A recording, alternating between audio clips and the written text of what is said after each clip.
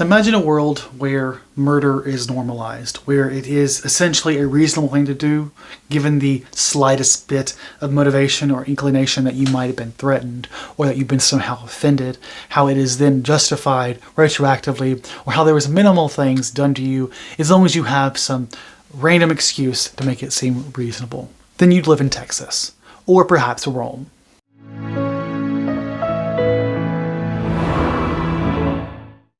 So in this video, I'm going to be reviewing A Fatal Thing Happened on the Way to Form, Murder in Ancient Rome, by the author who's on this cover, whose name I've already forgotten. I'm sorry.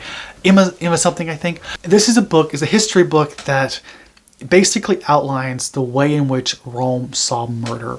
And honestly, I thought this was going to be the story of a Roman politician being murdered or something, like an individual narrative of that kind of story, very focused in on it.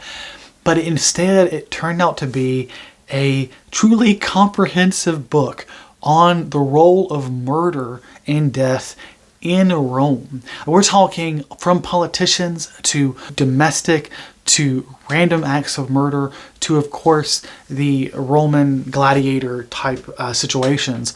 This is a comprehensive look of how Rome and Romans look at murder, or have looked at murder through time. And it's meant to basically get a better picture of what murder means to Romans, and when murder is considered murder versus, a self-defense or something of that nature. Like, I made the joke about Texas, but honestly, it's like, I always had this picture of Rome being this advanced civilization. Turns out it was pretty fucking backwards. Clearly, I was very uneducated about the nature of Rome, but Rome was just extremely backwards. I mean, the laws were backwards. It was very bigoted, very sexist, which I guess that's all of history. But the nature of murder seems to have been normal for so long, all the way back, throughout its entire history. It had democracy, but it also had murder of democratically elected politicians for spurious reasons, and the people who did it seemed to get all scot-free, essentially. That fact, I think, really puts a spotlight on how the imperfections of Rome, as advanced as it may have seemed in some ways, it was really quite flawed. In a lot of ways, it was like America in the sense that it had some really good progress that was built on the backs of slaves and built on the backs of powerful men taking advantage of other people and calling it their own reward, their own success, like Elon Musk or Jeff Bezos. But it's bigger than that. Sure, we're getting stories of different politicians being killed. That's how the book starts, really. But this fixation on politicians, of course, is just one part of it.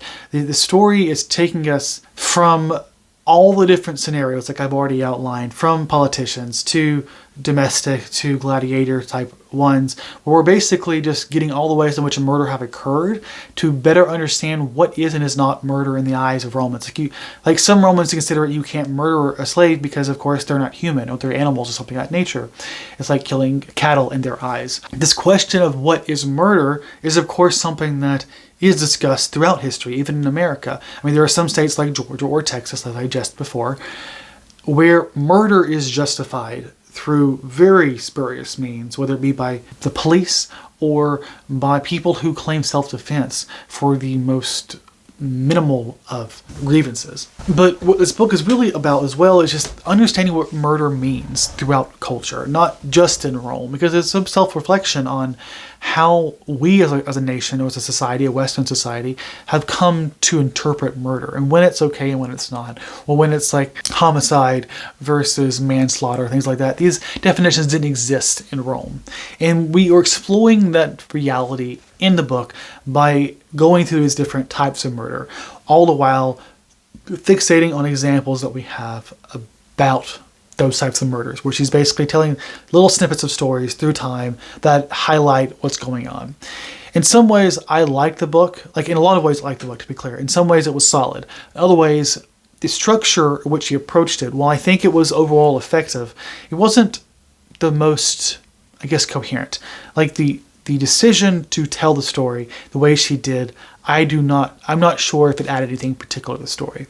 The fact that we're telling these little snippets of greater themes of murder and going from one theme to the other, from one story to the other. In retrospect, I don't see how they all flow together. They're fine. They get the message across, but it wasn't, uniquely creative in how she managed to work it all together for a bigger picture. It's more like a collage of things that happen to form a bigger picture, which is okay, but just less coherent. Not necessarily an objectively bad way, just maybe a slightly less effective way than it could have been if she structured it differently.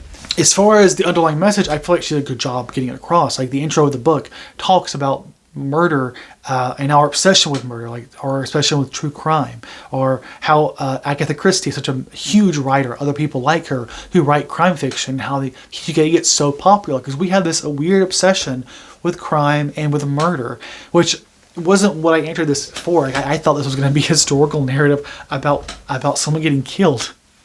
In turn, it turned out just to be about all the ways people love to get killed, all the ways death existed in Rome. But I don't think it was bad for it. Honestly, it was really interesting, but also I think it's really well written.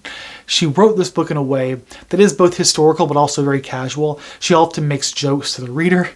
I laughed out loud multiple times. There was one point where she talks about two politicians and how one basically wrote this long letter or made this huge speech that sort of just drugged this other politician through the mud. And she said something like, it was worse than YA reviews on Goodreads. Something of that nature. She made it work more effectively. There's little things like that I think put the book at risk of being a little too casual that honestly make it work really well. Like she's working in her own personality here. She decides to cut corners when it comes to the historical side because she's trying to focus on the murder. She says that very plainly multiple times. And I think it makes for a really fun read. While it may not be the best overarching narrative, it's a really effective book. And if you're intrigued by murder or the way in which murder might have existed in Rome, I think you'll really like this book. It's a really fun read, really fast, really quick, and it's not hard. I think it's a solid book for anyone interested in understanding the nature of Rome a bit better and understanding the nature of murder in Rome and outside of it. But also, I guess, just getting a better picture of Rome and its many flaws, because it clearly was very flawed, and that's just by focusing on the murder. I wonder what I would see if I were to read books on its system at large. But overall, I was really intrigued with this book. I really liked it, and I think it's worth considering if it seems intriguing to you. Thank you to, I guess I should have said this, but it was an ARC that I got from NetGalley, so thanks to NetGalley and to the publisher. I'm glad I finally got the review out, and I hope you appreciate this review. If you did, give me a little knife emoji in the comments. And as always, have a great day, stay safe, and I'll see you all next time. Goodbye.